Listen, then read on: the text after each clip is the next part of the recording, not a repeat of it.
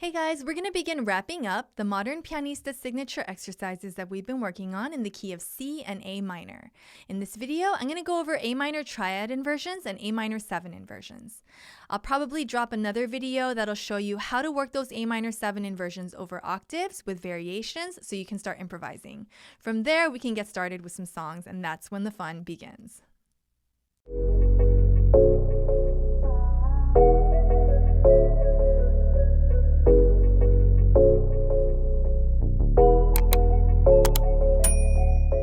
Hey guys, welcome back to my channel, or welcome if it's your first time here. My name is Keira Kang, founder of Modern Pianista.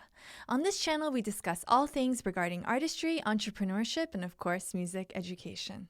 Before we get started, I wanted to acknowledge that this channel just hit 1,000 subscribers.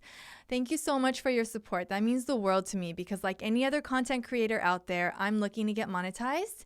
So, this really helps push the channel forward and helps me with my small business. So I really appreciate your support, you supporting me and you supporting music education. I'm going to demo everything first, and then we'll break it down one by one in detail and get you guys going. This is your A minor triad inversions in blocks.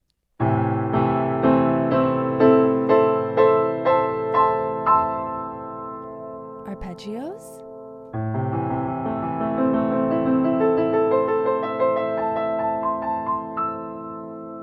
And your sevenths.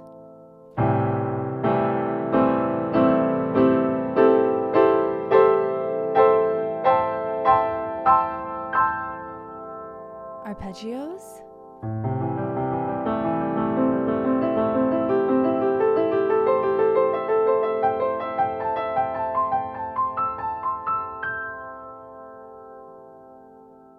so for reference, this is your middle C right here. Most people would have you start on this A, but I want you to start over here on this A because I want to give you a variety of sounds and I want you to work the sweet middle. This is what I call the sweet middle because it gives you a variety of tones. You have some lows, you have some mids, and you have some highs. Okay? So let's start on this A down here. So for your triads, we have A, C, E on fingers 1, 3, 5. You're going to swap out this A for this A. Remember, inversions are the same chord, you're just changing the order of the notes for different options.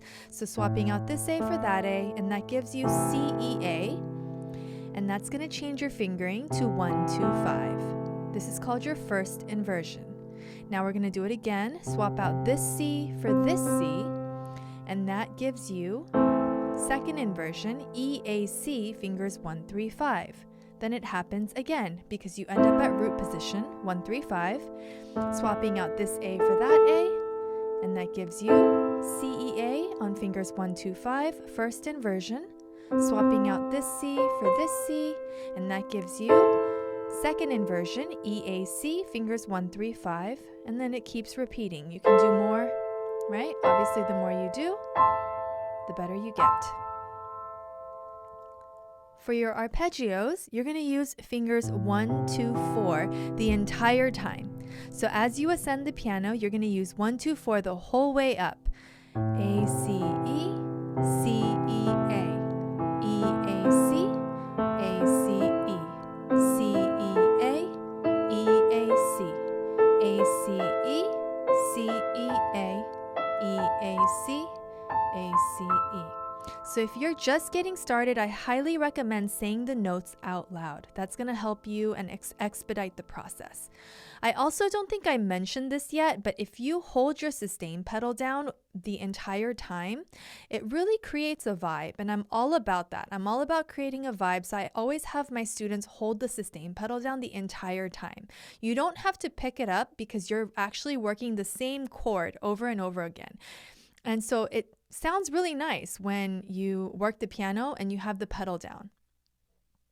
Okay, moving on, we're going to start with A minor 7 now, where you add the G, and that's adding another note, adding the 7th. That creates a lot more color and a more soulful sound. This changes the fingering. So you're going to have fingers 1, 2, 3, 5. Every finger on your hand except for finger number 4, your ring finger. Okay? So that's going to be A, C, E, G, fingers 1, 2, 3, 5. Let's swap out this A for this A up here, and that gives you C, E, G, A on fingers 1, 2, 3, 4, your first inversion. Swap out this C for this C, and that gives you E, G, A, C on fingers 1, 2, 3, 5, your second inversion. So for seventh chords, because there's an additional note, there's also 3 inversions. So let's go on to third inversion, swapping out this E for this E. That gives you G, A, C, E, and we're back to fingering 1, 2, 3, 5, and that's your third inversion. So that actually leads you back to your root position now, swapping out this G for this G, and you'll end up where you started. Let's do another pass. So A, C, E, G, 1, 2, 3, 5, that's your root position. We're swapping out this A for this A. That gives you C, E, G, A on fingers 1, 2, 3, 5, first inversion. Swapping out this C for that C, that gives you E, G, A, C, and that's your second inversion, fingers 1, 2, 3, 5. Swap out this E for this E, and that gives you G, A, C, E, fingering 1, 2, 3, 5, and this is your third inversion. When you swap out this G for that G, you're back at root position, fingering 1, 2, 3, 5. Now for your seventh chord, arpeggios, you're going to use the same fingering as your blocks. So we have A, C, E, G, 1, 2, 3, 5, C, E, G, A, 1, 2, 3, 4, E, G, A, C, 1, 2, 3, 5, G, A, C, E, fingering 1, 2, 3, 5, A, C, E, G, 1, 2, 3, 5, C, E, G, A, 1, 2, 3, 4, E, G, A, C, 1, 2, 3, 5, G, A, C, E, 1, 2, 3, 5, and back to root position, A, C, E, G, fingering 1, 2, 3, 5. Okay, so I know that was a lot. Work the sweet middle, get used to it, hold down your sustain pedal, have fun while you're doing this, because this leads to so much more. You get to have so much more fun and have so many more options when you know how to invert your chords. This is going to help you with voicings, with chord progressions, with singer-songwriter stuff, helping you make better beats as a producer. It goes on and on. So I want to show you real quick before I sign off what this can help you do. If you pair this with some octaves in the bass, I'm not going to go through the whole exercise in this video. I'll drop another video for that. But just as a quick little peek for what's to come. If you throw an inversion over some octaves, you can really make some beautiful things. And it's really simple to do.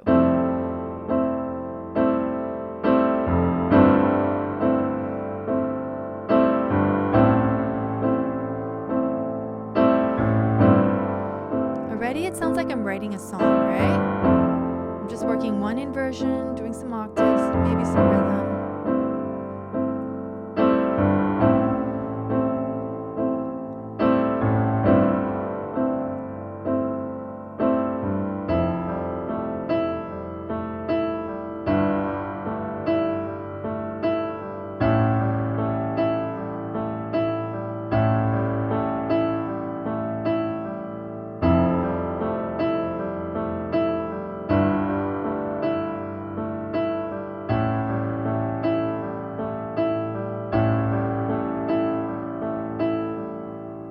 So that's really simple. I took out some notes. That's also an option. You know, it's art.